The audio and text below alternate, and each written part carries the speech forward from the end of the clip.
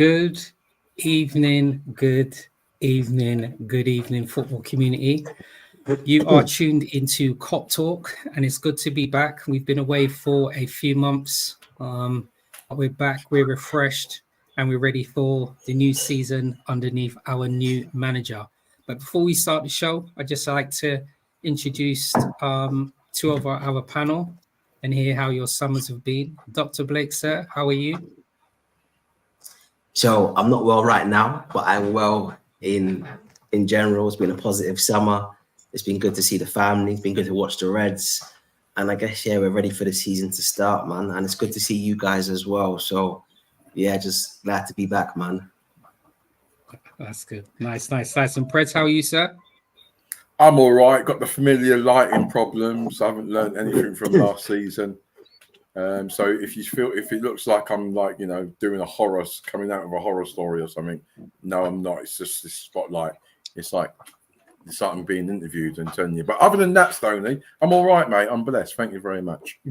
Good. Well, I suppose we've been enjoying. What have we had? We've had the Euros, we've had Copa America, we've had the Olympics, and now we've got all of the preseason football and the Premier League to start tomorrow evening. So it's lovely to see that even though we've been away for a little while, we've got a few people that have jumped onto the comments. So before we continue, I just want to thank everybody out. This is Solo. Big up to everyone. Thank you, sir. It's good that you're still there in the background for us, Solo. Teach, how are you, sir? It's going to be good to hear your feedback on your comments on what Liverpool have and have not done over this summer. We're going to run through a few topics and subjects that I'm sure people are going to be placing their own comments on, and we're going to appreciate that. So good evening, Teach. Mr. Welsh, how have you been? Yes, we are still alive. I think, firstly, I do have to apologize as a co-host. We should have made it quite clear to everybody that we were going to take a break for a few months. And we also didn't provide when we'll be back, but it's good that you guys are tuned in. So just add it to your calendar. Don't forget to like, share, and subscribe and hit that notification bell. We will resume every Thursday at 10 p.m. on KopTalk. So, Mr. Mutaz, we need to sell Salah. I am tired of him like every single season. And you know something? I'm glad you've taken out your time on a Thursday evening to remind us what you think of Mo Salah. So good evening, Mutaz. That's all right. This is normal service resumes, eh? I know. Definitely. Chris, I'm not going to tell you what I mentioned when we were off screen. I was saying to Preds, he looked like he was making an appearance on an album cover. So if anybody in the comments is able to say what album cover I was able to say Preds look like, I'm going to make sure you leave your details there. I'm going to make sure you can come on our show next week. All right. So before the end of the show, if you're going to feature on KopTalk, you will have to put in the comments what album cover Preds look like season. All right. And it's vinyl, by the way. All right. Definitely vinyl. It's nothing to do with LFC's transfer where we've hit the brick wall. Nothing like that. Isn't it? Stuff like that. So I mean, look, gents, we managed to have quite a few preseason friendlies over the summer. I think we probably had 6. I think it was in total. An overview just from yourself, some of your thoughts really on the style that you can see Slot is trying to implement with us, some of the players that have featured, and just your feedback on any of the preseason friendlies that we played over the summer. I think the first one we played was Real Betis. I'll hand it over to you, Preds, and then I'll move on to Dr. Blake. You know what? You see the differences that Slot's trying to implement from the old style, and it seems like we've kind of gone to a more technical kind of thingy. So Chris Welch does it to me every single time. I try and analyze the game, and he comes out with a comment. Okay. But yeah, it seems like we're a style which hopefully suits a lot of the players within the squad. I think there's still some teething problems, quite obviously, and that's going to be something that's going to be ongoing. But in actual fact, I'm quite upbeat in watching the game against Real Betis. Our style, the philosophy behind it, our patterns of play. I'm encouraged by it. Okay, beautiful. And Doctor?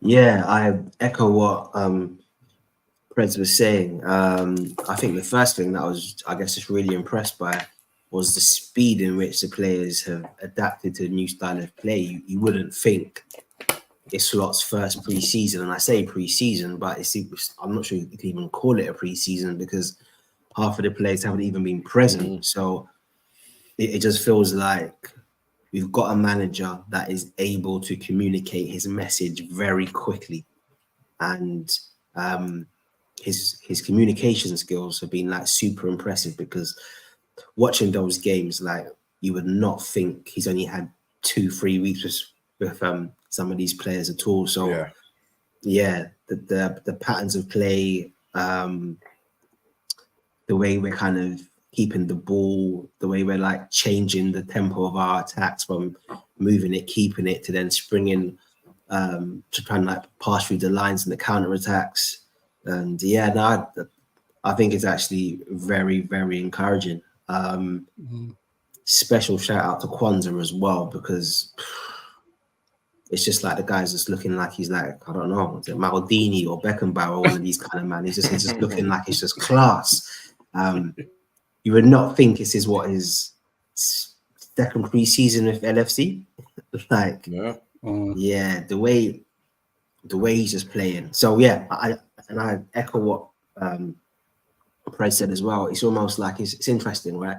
I think it almost feels like a lot of our players are more suited to this style of play than what they were under Klopp. Well, some of them anyway. Some of them. Certainly our midfielders for me. And I think without wanting to kind of be too negative about Klopp, but it feels like Slot is particularly good at coaching this style of play.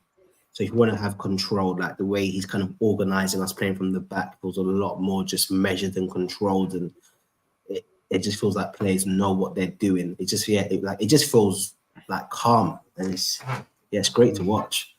And it's interesting that you mentioned that as well. I think it's something that Chris has mentioned in the comments as well. He's almost echoed exactly what you were saying there as well, Doctor.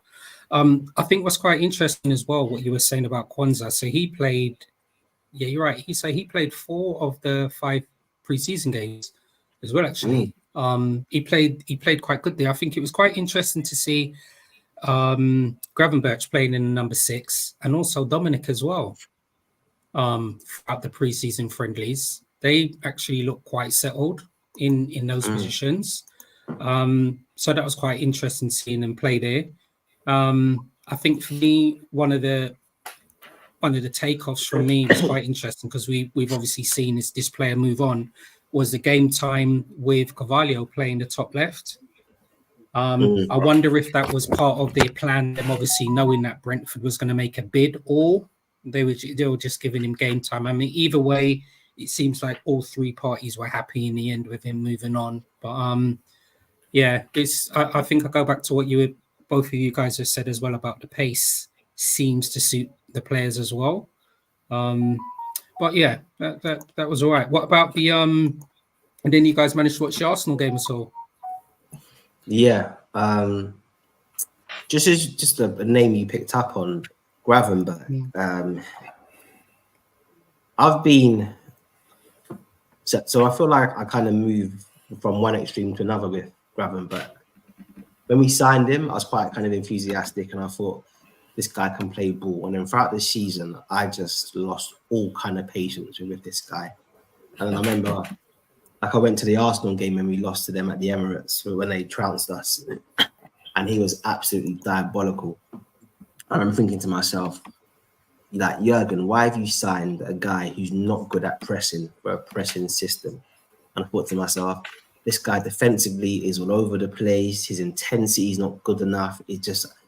And on top of that, he's on huge wages. Gravenberch is on nearly 3 times what Diaz is on. Madness. And for me, I was just like, I reckon he's one of these guys that Slot's going to move on. And in my head, I thought, yeah, he's done. I thought, he's not quite good enough for the number 10. Number 6, hell no, can't do it. Defensively, he's not switched on. Well, Gravenberch made me eat humble pie with custard, a side of vinegar as well, because in pre-season, he looked outstanding in that 6 role. Like, his ability to take the ball on the half turn, play through the lines, beat the press, open up his body, like, literally just bossing the game. And I was just like, Ryan Gravenberch, where have you been? And maybe, like you said, in this more possession-based style of play, where there isn't an onus on him having that intensity and aggression and more just having a bit of spatial awareness and being given quite specific tactical instructions, maybe he can be, because I've been like very impressive in the way he just takes the ball on the half turn and moves it from the deepest position to the forward line, shimmies, beats. Yeah, he's been top notch. And I just think, yeah, kind of like hands up for the player, man. He's grabbing that shirt. Were there any standout plays for you during any of the preseason games at all, Preds? Yeah, I think we mentioned Kwanzaa. I think Diego Josta's come back, and he's come back on fire. He's fit, and he's come back like he's, he looks like he's going to mean business. Gravenberch again has done really well. I think someone who's done exceptionally well is Harvey Elliott. I think he's come in and like he's now not looked upon as a youngster within the side. He's now, I think, anyway, my opinion is he kind of now comes across as a pro. One of the players who he's going to get more starts than being sub bench if he carries on in the way if he carries on. I was slightly surprised in the way that we got rid of Carvalho, because I think because he started on fire, but then you kind of get little rumours in it, and where Slot's been saying to him, like, you know what, you might get into the side on the left, and he's coming out publicly saying, well, no, I'm not a left winger, I'm coming out as I'm a number 10. Did that help his cause? Don't know. But yeah, I think that you know what, Curtis Jones has also done all right as well. Curtis Jones has done really, really well. The one that I'm surprised at is Endo. He's definitely somebody who's kind of gone downhill since Slot's taken over, which probably emphasises the reasons why we're looking for number 6. Yeah, I think out of all of the friendlies, I think Endo only ended up playing in the last game. When we played the double game, so I think he played against Las Palmas. That was the only preseason game that he featured in. So you're right, Las Palmas, but he started in the Betis game. Okay. So the first game he started and he struggled badly. And then he came off, and then Dominic took over as a number 6. Yeah, he struggled badly. I can't remember who, because it was Endo and I want to say Curtis in the double 6 for the Betis game. Yeah. And then Curtis came off injured. Yeah. Right. Oh, yeah. Yeah. And you know what? It's quite thing as well, because in the games that they've played, you can actually see Endo struggling. You can actually, it's quite apparent. You know what I mean? With him, like, what's he doing in X, Y, and Z? Because like he's struggling to take the ball on the half turn. He's struggling to play the ball through the lines. I mean, he is what he is. He's someone he's a destroyer. He goes out there, gets the ball, destroys. But I think Slot's looking for a player who can do both sides of the coin, who can do a destroyer, but also play through the lines, move forward, which is going to be a kind of very interesting, because Szoboszlai can play in that position. Gravenberch now has kind of put his hat in the mix. McAllister can play in that position. Curtis Jones looks like he's adapting to try and play in that position. So, it's going to be quite interesting if we do go to get someone else, who that person is going to be. So I think everyone knows, and Teacher knows as well, I'm one of Curtis's biggest fans. And when Teachers accusing him of feeding up the ball like he is Harvey Elliott right now, I always say, nah, like you got to give him his time. I think Jones obviously came out and he spoke about Slot's style of play being quite complementary to the way he wants to play the game. But I almost feel like Jones needs to really think about what is needed from him in that role. And he's doing far too much on the ball. He's taking far too many touches. And it's almost like he's getting on the ball because he just wants to, as opposed to affecting the game. And I think he probably needs to actually look at what Gravenberch does when he plays number 6, and even McAllister, where I don't need to take 3, 4, 5 touches. Like, if the move's there for me to just take the ball on the half turn and then release it, then just do that. Whereas I feel Jones is almost, by holding on to the ball, he's almost inviting more pressure onto the team. And that game against Real Betis, if I'm being honest, I thought we were struggling a little bit. And then when Amnioni replaced Jones, the match completely turned. And I thought, Curtis, as much as I rate you, this 16-year-old kid who's replaced you is almost giving you a lesson on how to play midfield. So you need to kind of just watch that and just understand what's needed from you on the role. And it's not about just taking touches for the sake of it. It has to be impactful. So I think he needs to do a bit of tactical work with Slot in terms of just how he uses the ball. Defensively, I think Curtis is spot on, but just with the ball, it's just a bit too much, and it's just not always helpful. Yeah, you know what? And I think that's another name that I forgot to mention, the youngster. Like, he's coming. Yeah, he's been brilliant. Look, don't get us wrong, he's not going to start the game. He's not going to start during the season. However, it's really refreshing to see and to know that we've got a player coming through the ranks like that at 16 years old, coming through.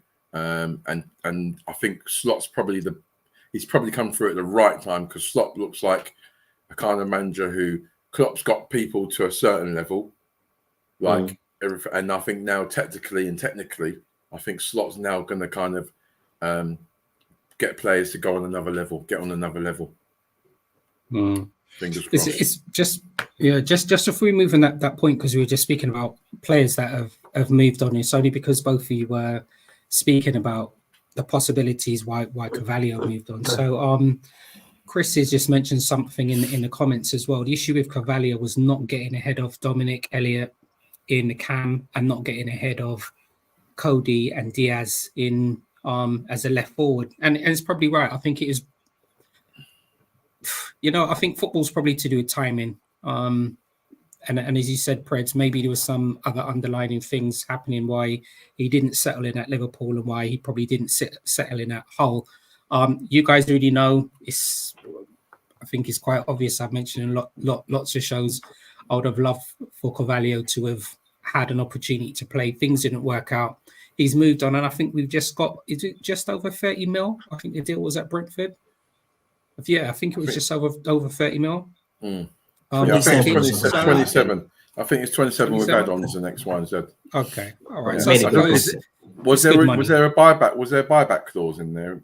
Sell-on clause. No, I don't think there's a buyback on it. Yeah, sell-on. So we'll get similar with Solanke. I'm sure we're going to end up getting some of that Solanke money from his sell to Tottenham. So I suppose we've made some money off Carvalho, and look, we just have to wish him all the best. Things didn't work out. I suppose it's just the nature of football, really, as well, ain't it? Question to you both. Here who, and if sorry, I was going to say, question to you both, and if Teacher's still listening, then please contribute as well.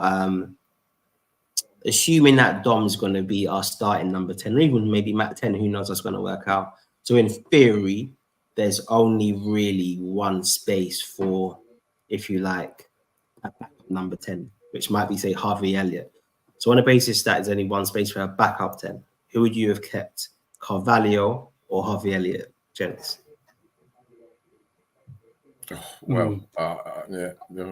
Yeah. I think. Do you know what? Listen, I think it would have been Harvey Elliott, and the reason why I say Harvey Elliott is I think he's shown for the period of time that he's been at Liverpool. I think you can see his trajectory in terms of his progression. I know he hasn't broken in a full England squad yet, but he's done what he's needed to have done on an international scale in the under-21s. But I think what we've seen from Harvey Elliott, even in the pre-season games, is a replication of what he's done last season, right? So even in the pre-season, he's played left. We played 4-3-3 or the 4-2-3-1, right? So he's played left midfield, he's played right midfield in a series of games, and he's also played, in that number 10 role, and he's also shown that he's capable of playing the right side of midfield if Mo doesn't play. So I think in terms of his versatility, I think in terms of his progression, I would have kept Harvey Elliott. Oh yeah, between the two. I think Harvey Elliott's shown a lot more in regards to his development, his learning. He looks like he's taken on whatever he's learned and he's applying it in games. And from last season, he done really well. I think he's come out this pre-season on fire in respect of the games that he started against Betis. He started against Betis. He played against was it Arsenal? Played against Arsenal. Played a great through ball. He also played a great through ball for Cavalier to score his goal. So yeah, I think on the balance of it, I would have kept Harvey Elliott and let Cavalier go. Football, it's interesting. Preds, you got somebody here. Hey? He wants to give you a little shout out here. Yeah, Rochi, my man. Rochi, another Liverpool supporter, mate, out there.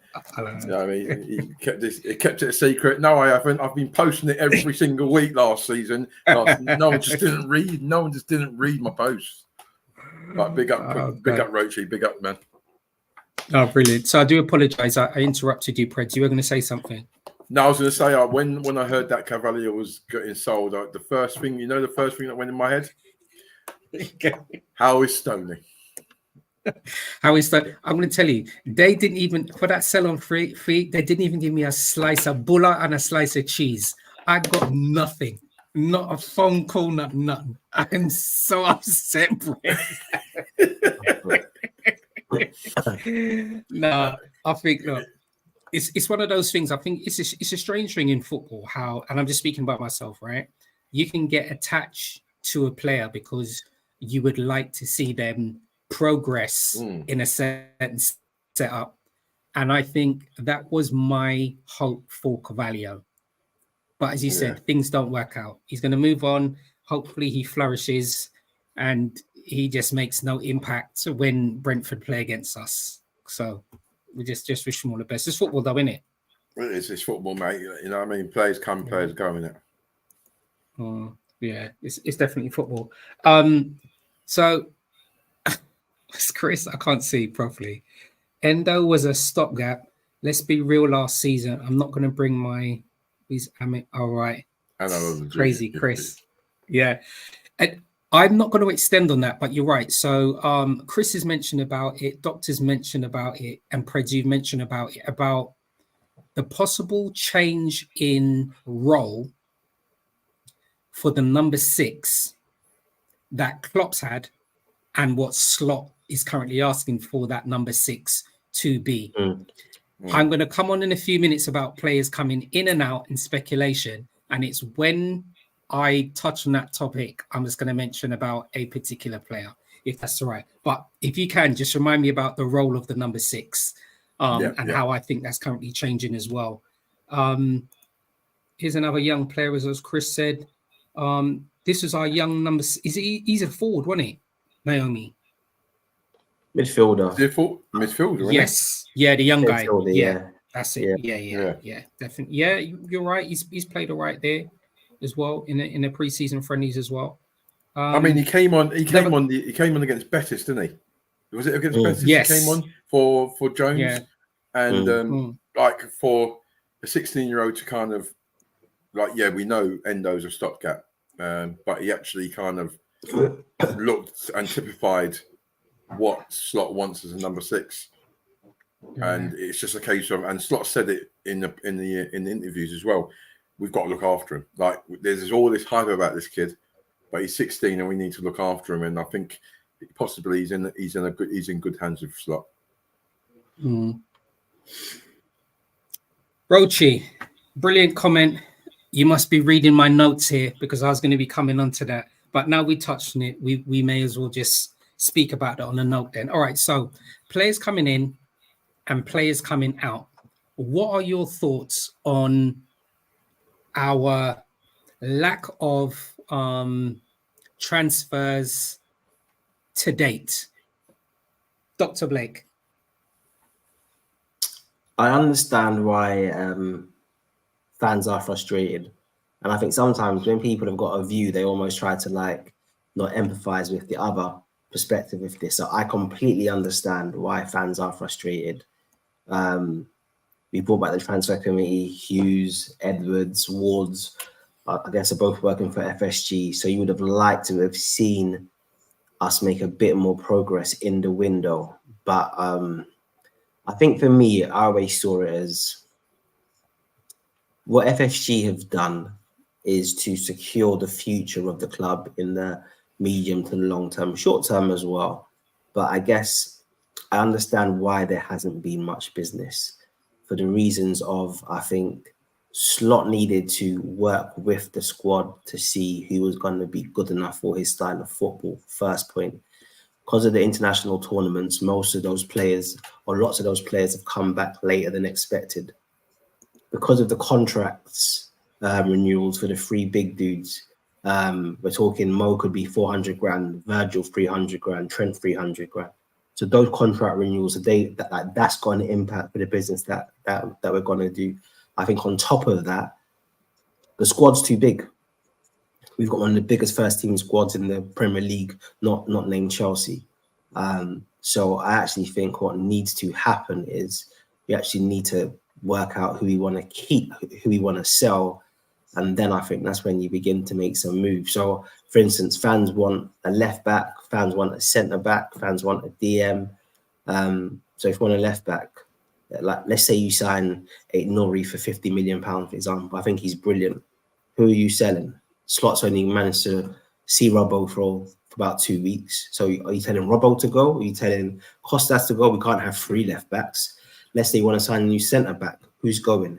We've got Virgil, Kanate, Kwanzaa, Jones, Sepp. Like, who are you selling? You can't just sign and have six centre backs. So I understand that for me personally, they've got to work out who's going first. And then once there's spaces, then that's when you begin to sign players. Like, we completely need players, but I just think there's a process. And for me, this transfer window isn't going to be reflective of how things are going to be moving forward. I think they've inherited a messy situation and they're going to try to work through it the best way they can. Could they take more of a gamble? Certainly, I can see that point, but I kind of understand why things are a bit slow. Hand it over to you with your thoughts, Breds. Yeah, I've just been sitting back and watching like Liverpool supporters go absolutely crazy and go like and calling for that marquee signing and wanting us to plug those gaps in regards to a number 6, a centre half, and probably a striker. But I mean, in reality, it was like I agree with what Doctor said. In reality, Slot had to come in and analyse the squad and see what he had. Now, there's two sides of the coin here. Richard Hughes has come in, and because they've come in this summer, they didn't have the opportunity to do that kind of to analyse who they needed and who they didn't need in the back at the back end of the season. A lot of the clubs who are who hasn't had any managerial changes or any director of football or technical directors or any of those changes, they've all been quite settled and they've probably had a plan, long-term plan from the end of last season. Our situation is that we knew our manager was leaving at the end of our season, and then there was going to be new people coming in during the summer along with a new manager. So in actual fact, Slot, it doesn't surprise me that Slot wanted to analyse and see who he's got first before going out then just buying people. I think now we've shown I think Liverpool's shown their hand a little bit in regards to trying to get, the talk about Anthony Jordan, the talk about the midfielder who we didn't get. I think now we're starting to see where Liverpool's transfer strategy is going with. But ultimately, I'm not that concerned because I think we've got a good enough squad. We've got a decent squad. I wouldn't say we've got a good enough squad. We've got a decent squad. It's just now a case of, well, is Slot going to be able to make those changes to make us an even better team with the same players? That I'm not quite sure of. So do you reckon in that said then that we'd probably be looking, if there is any movement, be looking at something possibly coming in January if that was the case? I would think that in January there'll probably be more goings than comings. In January, I mean, Liverpool set their stance out regarding Sepp, saying that if you ain't got 20 million, then don't come knocking on our door. I think Carvalho's another example. Like, look, if you want Carvalho, then you want to have to pay. The same with the young lad Clark, who might be going to Leipzig, and he might be going for 10 mil with a buyback clause. So I think Slot's got an idea of how he wants to manage and how he wants his team to play. It's just about making sure that he has the right players to do that. And like Doctor said, we can't bring in players just for the sake of having. I was about to swear there. Bringing in players just for the sake of bringing them in, because we've got to balance the sheet out, and players have got to move on first. It might have to be a case of we have to get used to the fact that players might have to move on first before we actually get anyone in. Absolutely. And I think that's why. Yeah. I was just saying, no. You go ahead. So for me, what I wanted personally would have been starting left back, starting DM, a centre back of starting quality, and then a project player to be cover for Mo. So that Minter guy who Slot had at Feyenoord, who's now gone to Brighton, Newcastle had to sell him for that profit and sustainability equation. I would have been like all over him. That would have been like my first choice backup for Mo. Perfect. Old school dribbler. He's young. He's raw. He's got crazy pace. Brilliant. But at the same time, I understand why we haven't moved for him, because start the season, what's happening with Mo? Is Mo staying? Is Mo going on a free next year? Are we extending Mo to let him go next year so we can get some money back?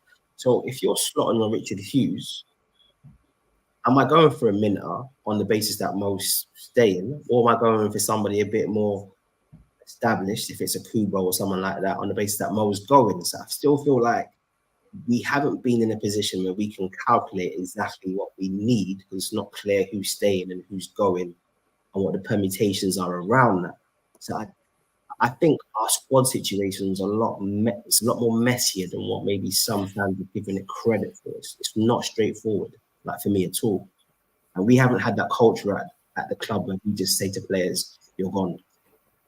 So I think it's really difficult if you're expecting Slot to have Robbo back in training for a week to say to him, "You know what, Robbo, by the way, yeah, like you're done." I just don't know how realistic that was going to be for this summer. Next year, a lot easier, but I just think it's always just going to be tricky. And Teach made a great point about the double pivots, because like I said, I think Slot had to work out who could play in those deep line sixes. So was Gravenberch a 10? So if Gravenberch's now a 6, that means that we've got Jones, Gravenberch, McAllister, Endo. Yeah, Bajcetic they've decided to loan, it seems like. So that's already 4 already.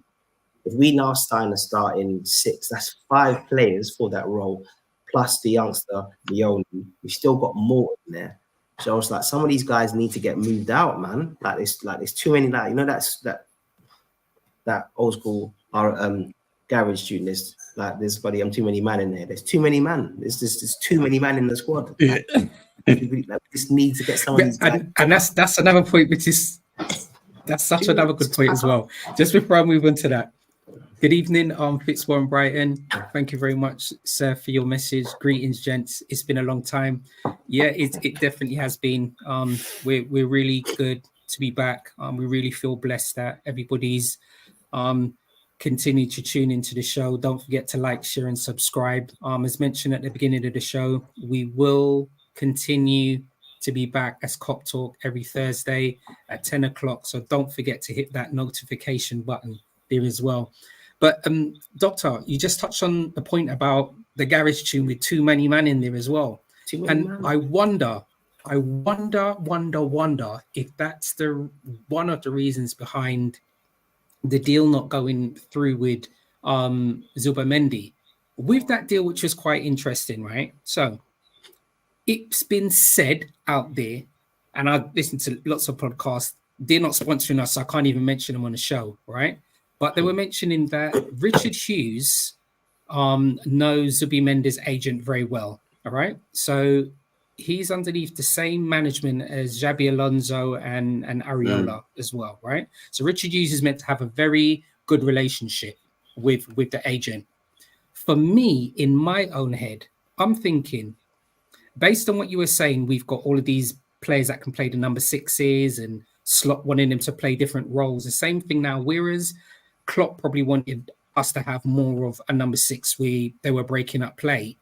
Slot seems to want a number six who can actually advance up the pitch with the ball. So I wonder if that's why you were saying he's probably played Dominic in there, he's probably played Gravenberch in there to actually look and see how they actually play in there, right? But in my own head, I'm thinking, so Richard, we spent the majority of the summer being linked to one particular player, all right? We activated the release clause. Real Sociedad were happy with that. And then this player was happy then to speak to Liverpool. I wonder what's actually happened then if we've spoken to us, release clause. I think it's been said that he's got a young family and he didn't really want to relocate, yada, yada, yada. But I wonder actually what then ended up happening. Was it Slot that probably looked back and said that we've got enough players and we don't need to be spending this money on? Because what is he, 25? He's quite settled. You know what I feel the boy got shook. The boy got shook in the case of, you know what, you're looking like for him to agree a deal, and then like you have done, I've looked on other blog sites and X, Y, and Z, every videos, and it seemed like Real Sociedad done a charm offensive and kind of reminded him, you know, his love for the club and how special the club is to him and X, Y, and Z. For me, if you're a top player and you want to play top levels, you go to those top teams. Like he's turned down Arsenal, he turned down Barcelona, Man United, Bayern Munich, Man United. And for me, like if he's happy being at Real Sociedad, who let's put it on, let's be real out here, they're not going to be the ones who are going for titles, are they? You know, they're not going to be a team that's going to be going for titles. And if this lad feels like he needs to go into the next level after winning the Euros, then an opportunity to come to a team who, like us, who are, we're top teams, one of the top teams in the world, one of the most supported teams in the world, with fantastic history, and with a new manager who we're now going to the next level. For me, I'm thinking the boy's not up for it. It might. That's my opinion. I just think if you're a top player on the back of winning your Euros, is Real Sociedad in the Champions League? I don't think so. Yeah. Like Real Sociedad are going to be at best, unless they do something magnificent. At best, they're going to be a mid-table side, at best. So, if he's that good, and he feels that he's that good, then surely great players want to challenge themselves. Maybe he he didn't want to challenge himself. Maybe his feet's under the table at Real Sociedad. Is it's his boyhood club, X, Y, and Z. But then we could have said that about Gerrard. But Gerrard's just another kettle of fish. People might have said the same. Gerrard didn't want to go anywhere. He didn't want to elevate himself. So I just think for me, the lad just, in my opinion, I could be wrong, but it's just my opinion, and that's what we're here for, to give our opinions. Perfect. Just a comment that that Teacher's put in the comments as well. Teach, if you're able to, I'm not with you, but when I'm seeing a man just type in that quick, that's quite a passionate comment there that I can see. I know that you're still online. I know that you're still watching the show. From your viewpoint as a Liverpool supporter and Liverpool historian, what players would you have liked Liverpool to have signed, or what positions do you think that we should have signed players in? All right. So what players should we have signed in your position, or what positions do you think that we would have needed to have signed? I can see that you're a little bit upset here. And the only reason why I'm saying I can see he's not happy with Richard Hughes. He's not happy with David Woodfine, who would have needed to have taken a little settling with Julian Ward and Michael Edwards and Pedro as well. So similar to what you were saying there, Doctor, the amount of the backroom staff would have needed time to have settled in and make a true assessment. I mean, we've had so much players go out on loan. It's unbelievable. I know they're all young, but we've had so much players go out on loan. I was thinking about going into this season as well. In my own head, I was thinking it would have been good if we could have bought a left back going into this season. I know Robbo had a mixed season last season, especially with the injuries, but Tsimikas has now got a contract extension to 2027, hasn't he? So I think this season we're probably going to see him play more. And I still have a feeling he's going to play a lot more games on a left back for us. That's just my thoughts anyway on that. I think Liverpool are going to go into the mold of buying players, let's loaning them elsewhere for them to then kind of come back to us come back to us for 25-26 season. I think at best, if we do go for any left back, that's what we're going to do. We're going to get a player that's going to play, either buy them and keep them at their club, or buy them and sell them, and then loan them on somewhere. I don't think there's going to be much change with the left back situation at the moment. Chris, who's going to finish higher than Liverpool in the league? I see that we've got the third best squad in league. So, Chris, this is a double question for you. What two other teams do you see having a better squad than Liverpool? And what two teams are going to finish higher than Liverpool? And it's just for you just to put that comment reply in the comments for us here as well. All right. Jen, Ipswich. Sorry, we've been. Go ahead. Just quickly, we've been. Obviously, there's more rumours about Diaz going again, which has resurfaced in the last couple of days. And obviously, we tried to make that deal on Newcastle, tried to make that deal for Gomez and Anthony Gordon. If Diaz was to go, would you both be happy with Gordon? My views are I do like Gordon as a character. I think he's probably a better player than what I give him credit for. But I think I'm at the stage where I want best in class. Anthony Gordon isn't best in class.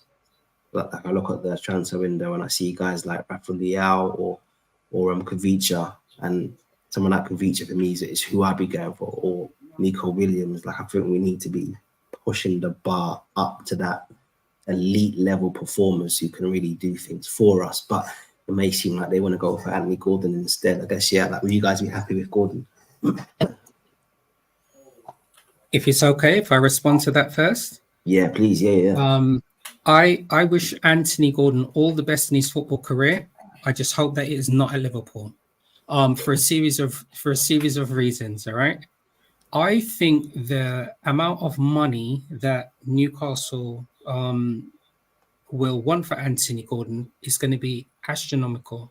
And I think the profile of player for Anthony Gordon, I believe that the current makeup from Liverpool in terms of our sporting director, technical director, our scouters, XYZ, can find more players for a more reasonable price. That's just me.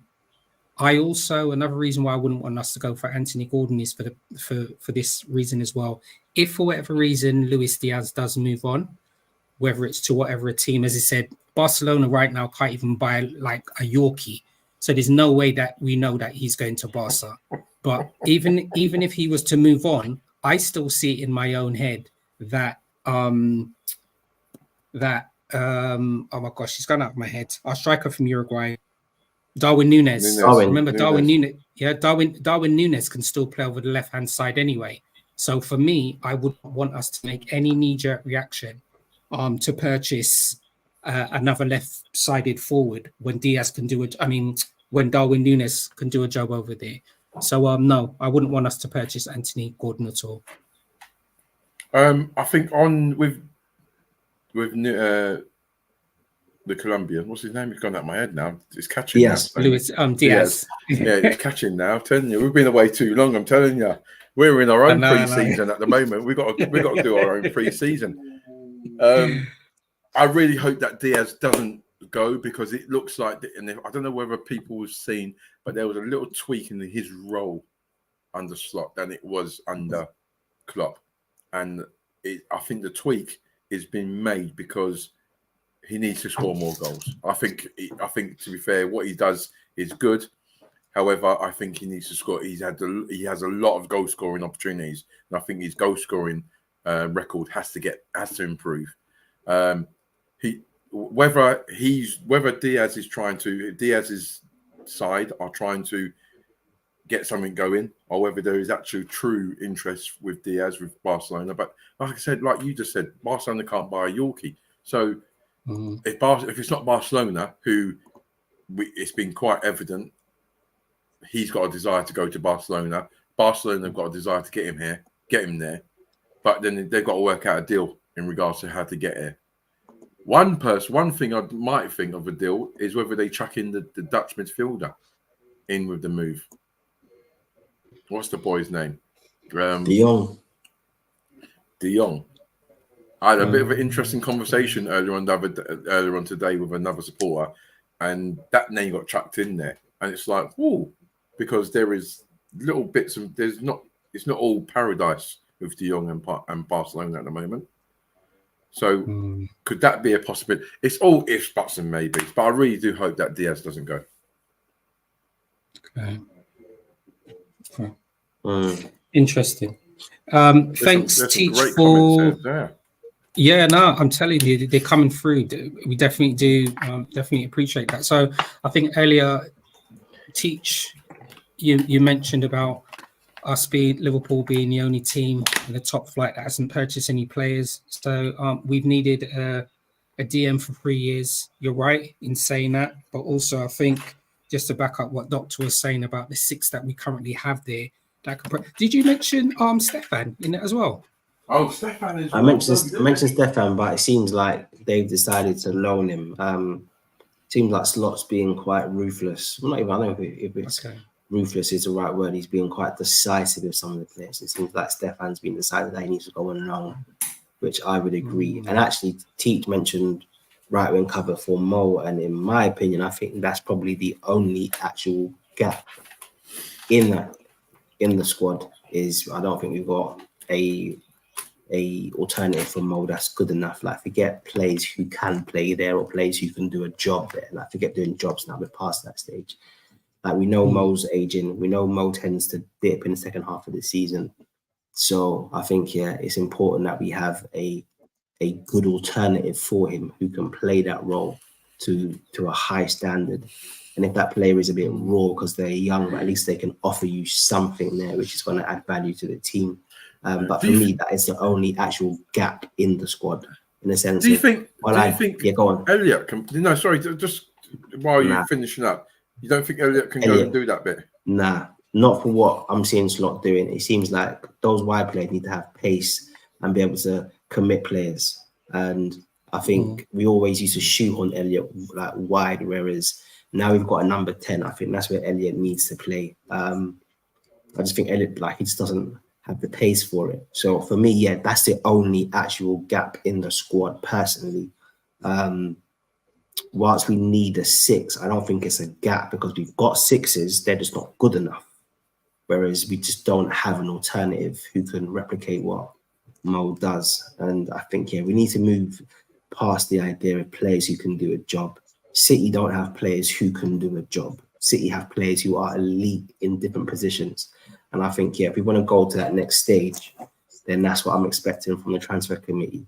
It don't need to be massive superstars or players with huge reps, but I need to see like some smart recruitment at some point in time. I agree with Teach being a centre back, but then we need to sell someone because we've got too many. Like we've got 6 at the moment, 4, 5. If Sepp stays, then we've got 5. If Sepp goes, then we've got Gomez, Kwanzaa, Konate, and Virgil. The issue is Konate is incredibly injury prone.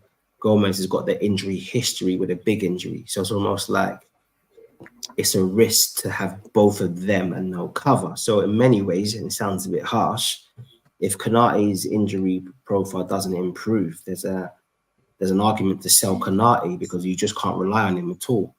Whereas if you buy somebody who is of Konate's quality but doesn't have his injury profile, then you probably don't then need to have 5 centre backs because then you've got 4 who are relatively quite robust. Yeah, I think Teacher's spot on with those signings. I think Bakayoko will be class. I think Ignacio will be class in terms of being able to cover the centre back and also left back. I'll tell you what. There's a comment in the thing from Rotary about Trent playing the number 6 with Bradley playing as a right back. He says, "I'm not left back, right back." What do you reckon? What do you guys reckon regarding that situation? Oh gosh, not for me, Trent. Nah. Do you know what? It's a strange one. This, right? Rochi, absolutely amazing comment as well. Thank you. I tell you, I may as well throw away and just rip up my list I had today. But this, you know what the good thing is? The good thing, what I've said about what we, have always said about this show. Before we come online behind when we're in a green stream, we're drinking our green tea and eating our gingerbread biscuits. We've always got drinking, man. There you go. We've always got an idea of topics and subjects to provide content for our show. But what we really enjoy and love about KopTalk is that you guys coming on, you guys always bring up different ideas, and your comments help to complement our show. And this is another example here as well. So do you think Trent could play a 6 and Bradley plays left back? I think yes. You can do it on the new FIFA if you wanted to, or Football Manager. Or we can probably do it in individual games throughout the season. So I'm just giving an example. We may want to do it against Ipswich. We may want to do it against Southampton. We may want to do it in one of the FA Cup games. But I think throughout the season, I wouldn't like to see that. It's a strange one as well, because if Trent is fit and he does play all of these games, then we're almost hindering the progress of Bradley. And if Bradley plays how we played last season, then we've got 2 very strong right backs. However, it then also goes back to what Doctor was saying at Man City. If you look at all of the positions they got clutch players there, and they got players fighting for their positions. And that's something that we need. So I'll embrace Bradley and Trent just fighting it out for right back this season. Chris Welch, you're absolutely right. He's got a comment down there. You forgot about Pro Evolution Socceroo, boy. Like FIFA's got all the razzmatazz and everything like that. But if you want proper gameplay, Pro Evo, oh my days. Oh my goodness. 99 rated Adriano.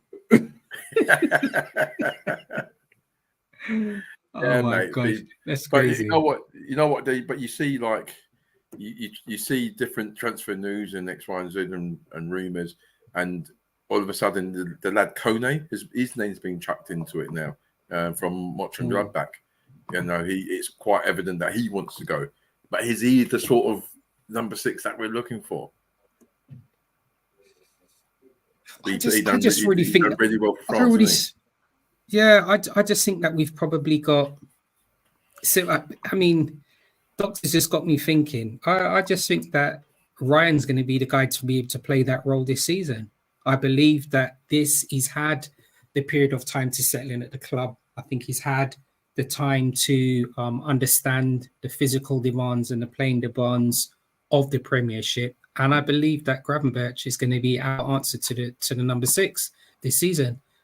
So we just have to watch his space. But yeah, the Dutch boy is going to do it. He's going to be fine there. And Rochi's already mentioned about someone playing up higher. You'd like to see Gakpo play more on the left. And that didn't even cross my mind when we was thinking about whether Luis Diaz moves on. I forgot Cody could play over there as well. But that's the thing. If Diaz does move on, we've got Gakpo who can play there, Diogo Jota who can play there, Nunes can play there. Have I mentioned Nunes twice? No. Gakpo. He's got his brother there. Jota, Nunes, and his twin brother, the one causing havoc in the stands. But we won't mention that. We'll move on. But we've got, if Diaz, hopefully Diaz doesn't go, and if he does go, I wouldn't be so thinking. It's more what the doctor said about the right side in regards to the cover for Mo Salah. But it's definitely going to be exciting. Because the drop-off, and I agree with you, the drop-off from Mo, if you think of our squad, you're looking at Harvey Elliott and Ben Doik. So that drop-off between those two, between Salah and those two players, we'd be in a lot of trouble. We'd definitely be in a lot of trouble. Question, Doctor. I know that Dominic plays in a series of positions when he plays for Hungary. Does he play at any of those forward positions? So they tend to move it around a bit, don't they? Because they kind of go with that kind of 3-4-3. So he's played at one of the two narrow roles, either side of the number 9, and then also he's been used in the double pivot in the midfield as well. So I think what the manager wants to do is play him in the double pivot. But I think Dominic wants to play a bit more further forward. But he is a very flexible player. So it'll be interesting to see what Slot does. But I think the plan would be I think Dominic will start the season as the number 10, and I think him and Elliot will fight out. And then obviously there's injuries that he can play a bit deeper. But it's going to be interesting to see. I just think we need to start selling players. Once we've got players lined up, obviously, and I'm assuming that we would, but I think Endo is a really good squad player, but he's not good enough to start. He's 31. If you can get some money back on him, these guys need to go. Because if you're going to sign a new 6 and you're going to have the new 6, Curtis, Ryan, and then Mac 10, with Leone then as backup to those 4, I think that's good for me. If you're going to have Endo as well, that's 5 players. I think it's too many. I just think if I look at, say, City, for example, who are, I guess, like the benchmark at the moment, City don't have 6 midfield options for their 2 deepest midfield positions. They don't have 6 players. They have about 4, to be fair. We've got Rodri, Kovacevic, Bernardo plays in there. Sometimes the young right back can play in there, and obviously Stones moves in there. That's basically about it, right? They ain't got 6 players. And then another thing as well, in which you'll see when our financial profile comes up, our wage bill is very high. Very high. It's way too. When I think about how high our wage bill is for the actual quality we've got, something doesn't feel right. So I just think, there's too many players. I think it's bloated. I think we can bring down the quantity but raise the quality. I think the squad becomes a lot better. So I just think, certain managers need to go now. I think they need to start being ruthless. Robbo, you get injured too much now. Your best days have gone. Sling your rook. Or Costas, you're good, but you're not good enough. Sling your rook. Kanate, he can't stay fit, he just start eating some more yam and dashing, sling a hook. I mean, we can do something in it because we've got too many men who are just injured or they're just not at the top level we need to compete. So I think, they need to start getting ruthless, man. Yeah, but I mean, to be fair though, like we're not the only team who gets injuries, right? Every other team gets injuries. I think it's just the fact of the matter is that the other teams, do they have better players to come and to replace our injured players? Oh yeah, other teams will get injuries. So I would say in terms of the players who get injured for me in our team, I think the only major one that I think is a problem is Kanate. I just think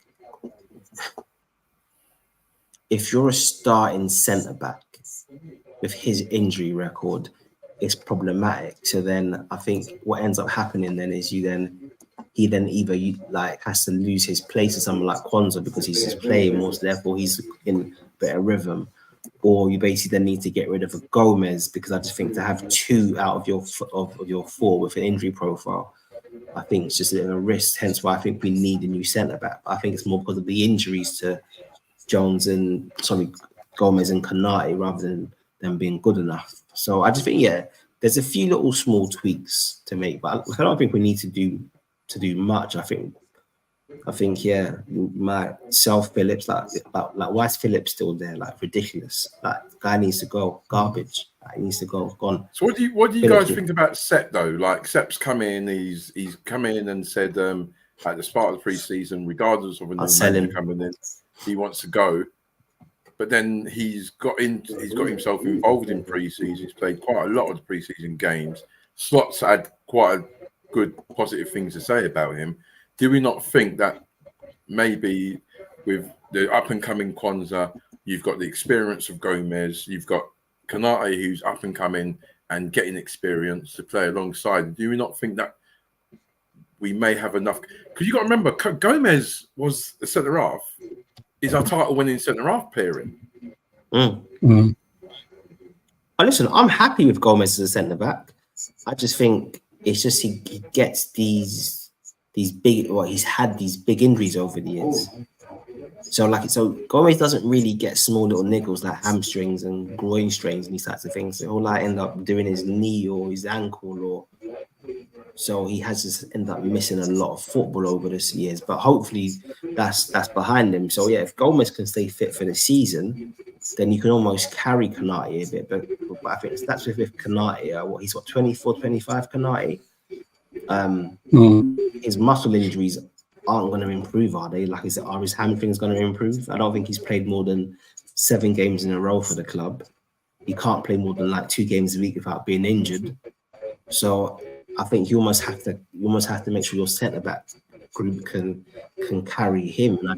Virgil's getting to the point where we're way too reliant on Virgil to play every game. That can't be the case moving forward. So maybe it is that you keep Sepp, so you then just have a group of 5 because you recognise that 2 of that group are injury prone, and you keep Sepp, but then is Sepp good enough? That's then the answer. I mean the question. I'm unsure. Interesting in that. Good evening. Welcome to joining the show. Football Talk podcast. He says, big up, guys. Big up to you as well. Don't forget to like, share, and subscribe. And just a gentle reminder, if you've just tuned into the show, KopTalk has returned, and we will resume being online every Thursday at 10 p.m.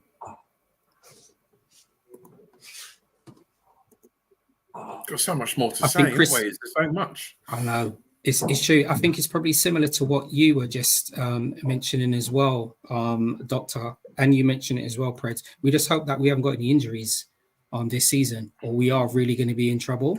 So definitely have to be careful of that.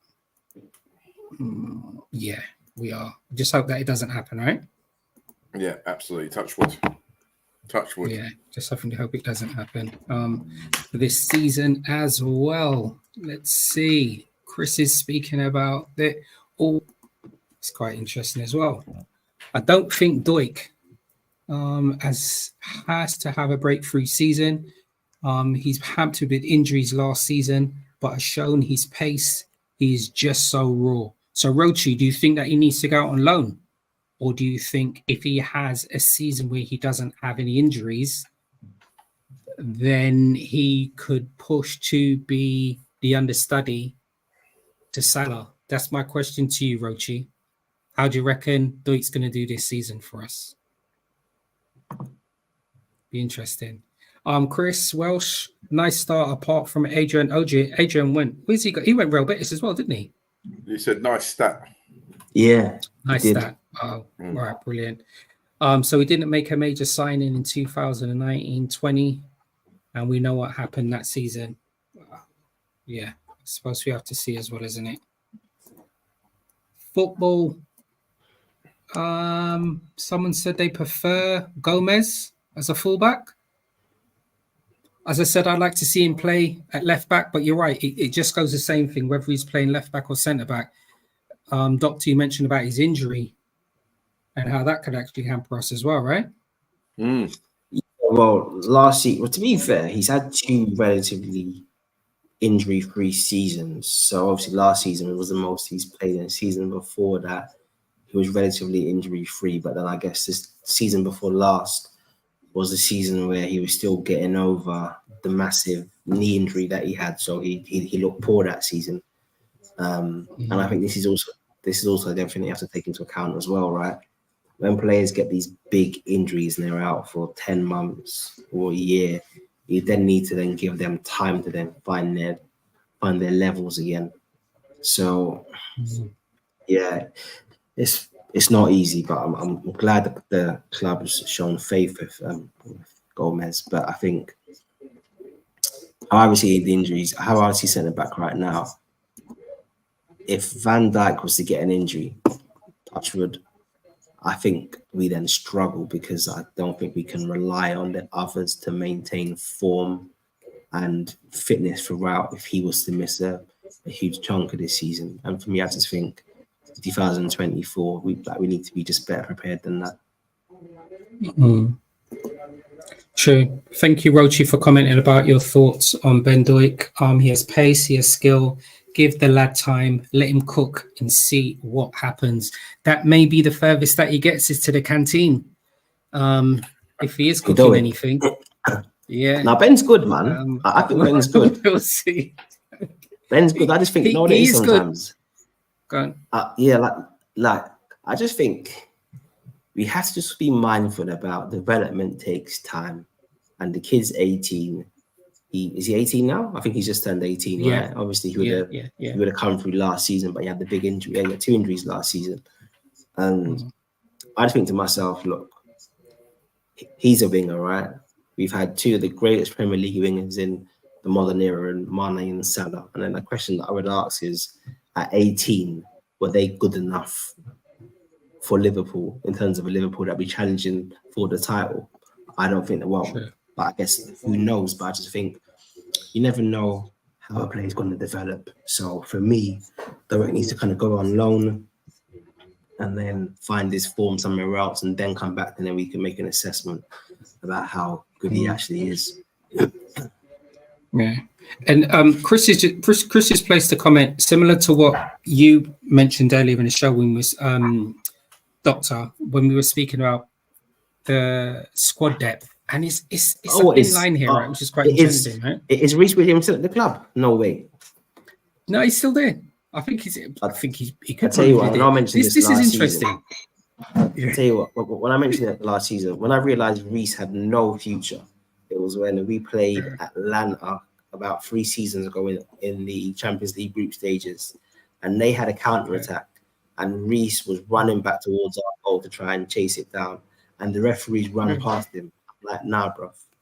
If the referee is out sprinting you and you're at 19-20, like, you're done. There's no way the ref. And the best thing was, it wasn't like the ref just caught him up. The ref like left him. I mean, to the point where Reece is now out. Reece is out of the camera shot. Oh man. Like, no. Yeah. It's tricky. I'm gonna have to go searching for that clip. Yeah. You know what's interesting though? We're almost at this position here. A few seasons ago, there were comments about Liverpool's squad not being big enough, right? So whether that was to do with the squad depth or whether it's to do with the squad quality, all right? Now we seem to have a much bigger squad, and then we need to be getting out so many players that we're almost having to loan. I mean, I'm sure we've got a chunk of we've probably got at least 15 players that are going to be out on loan this season. Are they going to be generating the revenue that Chelsea have done for their youngsters? Actually, in saying that, Edwards is back though. So these youngsters will probably be getting 30 mil for all of them anyway. Watch us get 30 mil for Reece Williams or something crazy like that. This is it. Probably will. And when you check it, Slot sent a few of these younger players back to go and coach or go and train with the under 21. So I saw that he sent Dowick. Who's the young midfielder that came on against Chelsea in the cup final? The sitting midfielder. I can never remember what his name is. Who? Is it Morton? Tyler Morton? Nah. I can't think of his name is, but Stoic, Bajicic has stayed, and Leone stayed with the first team, and then it's Stoic and two others, who he sent back to the under 21. So I've watched you play, and you're just not ready, and that's fine. You then need to just go out to become ready. If that's you need more time on the training pitch, or you need to go on loan. But I just think LFC can't be the place where we allow young players to become good enough to play for us through first team minutes. We can't always afford to do that. They need to be able to learn their trade sometimes elsewhere, then come back into the fold if they're good enough. And I just think, for all of the Clarks that might leave, and there's been a couple of players that might leave, there's been no hint on Leone going, because he's shown a level that we can all see, which is a bit above those other young players. And I think that's the kind of level and trajectory that's going to be needed to break into our first team. So unfortunately, that these guys might be good and talented, but it's almost like, are you showing the talent and performance level for a side that wants to win the Premier League and the Champions League? Because that's our levels, and it's high. True. I think, to be fair, though, I think we've got to look on the positive side of that. The fact that we've got so many young players who are being developed through our system, and they're kind of in and around and knocking on our door and being involved in our conversation. Like, with Dyak, we've got the young Clark, who seems to be going, but he was not. I mean, he had 14 starts. He's had 14 starts, only 4 in the Premiership. But he's another player who we got from Newcastle when he was in the youth team, and we brought him through. Tyler Morton's come through. Stefan's come through. Dyak's come through. Doik's come through. So in actual fact, Liverpool are actually, in one way, doing great things in developing and nurturing these players. Kwanzaa's another one. Can't forget Kwanzaa. No Rose. Is it a case of, right, these boys now need like a pathway? Are these guys, they need a pathway to coming in? And if look, we're a big club, and obviously we need players coming in. And I still believe that we're still going to be under the mantra of, we're not going to go and get superstars. We're going to get players who we can make better. 100. But then on the other side of it, you've got players who've come through the system, who we've nurtured, and we've got to this point. When are we going to actually say, well, you know what? When do we actually see whether they are good enough to play in our first team? And I think that's the thing that Slot, Edwards, and what's the other guy's name? Sorry, Hughes. That's something that they've now got to we've got to navigate that now, because you're going to lose the youngsters if you don't give them a pathway through to the first team. You're going to lose them because they're going to go to other teams. Or is it a case of, well, you know what, keep them involved in us, but then we've got to give them little games here and there, i.e. subs appearances. Yeah, it's not easy. It's not easy. It's not easy to balance it all out, and that's why. At all. No, not at all. And I think that we've got to can't forget the fact that Liverpool are doing so well in nurturing these players coming through, You know, at what point do we give them a break? At what point do we send them out on loan? I mean, you know, it's something that's very difficult to balance out. But it's very. But I think we're in a good place. I really do. If we're doing that. Good, Jim. Brilliant comment as well. I mean, the comments are coming through amazingly here as well, and time's ticking on.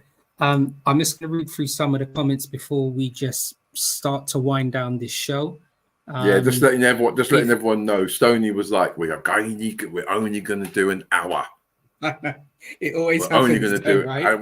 and I was like, yeah, all right, mate. Come on, man. Live it. Too much content. If anybody plays Fantasy League, this is the code to join. Lowercase UPJ9RD. So you're more than welcome to jump on if you play Fantasy League. Once again, the code is UPJ9RD. You're more than welcome to come on and join in, and we'll see where you finish at the end of the season. Right, let me just read through some of these comments quickly before we just get our thoughts on the Ipswich game. Right, let's see. Debs, welcome to the show. Out of all of the youngsters, only Trey and Stefan will make it to the regular first team members. Can you see both of those players playing more than 5 games each this season, Debs? So I know what you were mentioning, youngsters. It may not even be for now. It may be that they start playing next season or the season after or the season after that. So both of those players, can you see them playing in more than 5 games this season? And remember, that includes the Premier League, FA Cup, League Cup, and the Champions League. So that's my question to you there, Debs. McConnell, that's the you I was talking host. about. Right. McConnell, that's the one that's been sent back to the under 21s. Oh, okay. Excellent. Brilliant. See? Fitzwarren read your mind there as well. See, this one here. Whoa! I know. Dan's a striker. You know what? Dan's he's injured at the moment, isn't he? I think he's injured. Yeah, he's injured at the moment, which is disappointing for the lad because I think towards the end of the season he made a couple of appearances. He done really well, and he got the contract as well. Yeah, he got the contract, and I think he's really looking to hit the ground running at the start of pre-season. And unfortunately, he got injured. But again, like all these, see what I mean? All these names all these names. We're not talking about superstars. We're talking about these kids who are coming through our system. It's brilliant. I think Dan's will get an opportunity. I think Slot will take a good look at Dan's. I just think Dan's okay. He's got that like the big hair and he's energetic, right? But actually, he's very technically proficient. Like his link-up play, his appreciation of space, his hold-up play, the types of things that it seems like Slot wants, Dan's is particularly quite good at. So I can see Dan's basically being kept around the first team because we know. Look, Jota has had a history of injuries. Hopefully, he has better luck this season. So you can see Dan's maybe being kept close to that just to kind of see what he's, like how good he is. But I can see, I think Dan's trajectory from what I can see does feel like it's potentially like top edge of the Premier League. So like could be wrong there, but I think he's showing something that could be a bit special. I think Dan's is good, man. Perfect. Okay, so this Saturday at 12:30 p.m. Liverpool's opening game of the season 2024-2025. Score predictions, gents. Well, I think it's Liverpool win. I think Liverpool going to win 2-0. However, I don't think we should be getting...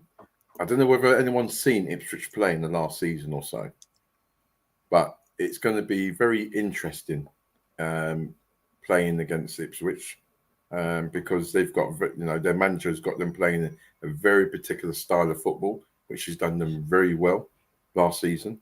But but then coming into the Premiership is a whole different kettle of fish.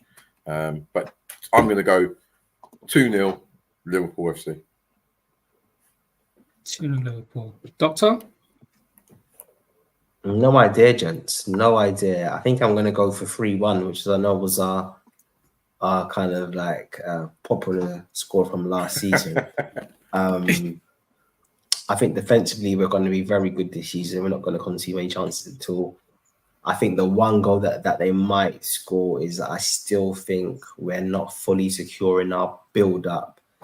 Maybe they get an opportunity for us making a mistake with our build-up, but we have to give it time. I think that's going to get ironed out over the season. So maybe they get a goal from doing that. But I think we dominate the ball. I think we create chances. We control the game.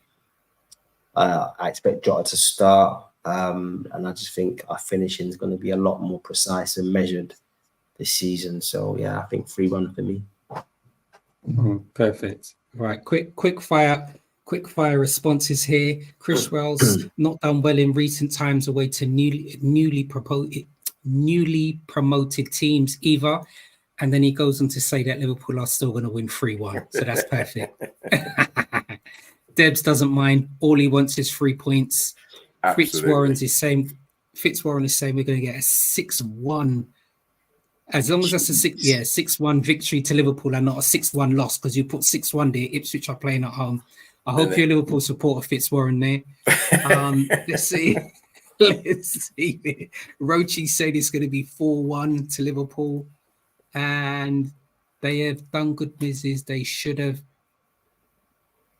Ipswich. Yeah. All right. Speaking about Ipswich there.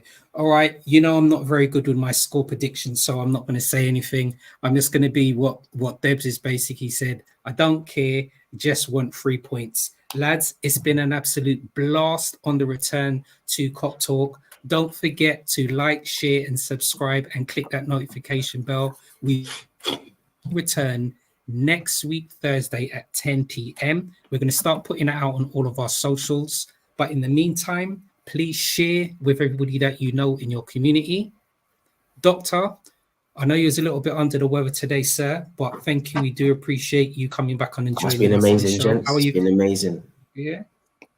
And Preds, we managed to get to 1 hour 22 and nobody was able to give the answer to your vinyl cover. So we're going to leave it now. I know. To be fair, I think a few people came on a bit late, but if I put it on, I'll do a virtual one. See all answers on the postcard. Let's see if I can do it. But listen, this has been a great. Just quickly. Sorry, just quickly. Like the internet is awash with rumors, right, and conspiracy theories, and I think since the whole COVID thing, I've been a bit more open to these conspiracy theories. But I heard the craziest one. It was one of these Crips who was talking about it, and what this one is the person who Preds is. Apparently, the person died around the time that they made that album, and what then came after that was, depending on who you believe, a clone, secret twin brother, or a impersonator. So just in case anybody tuned into the show late, Preds is doing a homage and a throwback to a vinyl album cover. Okay, so I know that everybody here is going to be tuning in next week. Please make a note of it. Okay, please make a note of it. We just got somebody who's jumped on at the last minute. Hold on a minute. Good evening, Harley. Free riders. You'll never ride alone. Pink Floyd. Sorry, no points for that one. But all I'm going to ask everybody to do is Preds homage to a vinyl cover. Write it down. When you tune into the show next week, we're going to ask the same question. Whoever gets it right, we'll speak to you off camera and try and invite you onto one of the shows this season on KopTalk. Okay. So once again, Dr. Preds, thanks very much for joining us. Before you go, right, go back up one comment. Which one is This is just I met this guy in Turkey, like literally in Turkey this summer, right? And he was singing. I think he just watched Celtic win the title, and I was sitting down eating a kebab, right? And the guy just comes walking along, singing the Celtic chants, and then our beautiful friendship manifested from that. Oh, wicked. Excellent. That's class. That is so when he says class. about Gary, Harry, Barry, that was our kebab man at the end of every night. Oh, that is class. That is absolutely class. And once again, look how football brings communities together as well. You're out eating kebabs out there, and now he's come to join in and tune into the show. We just love it. Oh, love it. All right, listen. Yeah. Show's come to an end. Good. Oh. Well, you know what it means is that we're going to have so much more content for next week. Yeah, that's all it means. Gents, enjoy your evening. Thanks everybody else for tuning in to KopTalk, and we'll see you again next week, Thursday at 10 p.m.